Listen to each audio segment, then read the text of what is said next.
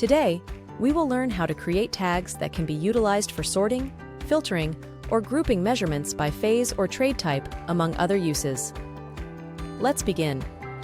First, navigate to the settings. Click on Tags. In this section, you can create tag types. Simply click to create a new tag. It can be labeled with any desired identifier. For instance, we'll create a trade-specific tag named Electrical. Save your new tag. After creating the tag, find it by scrolling down, and you can then create subtags within it. Under Electrical, as an example, I'll add a subtag called All Conduits, followed by another named Lighting Fixtures.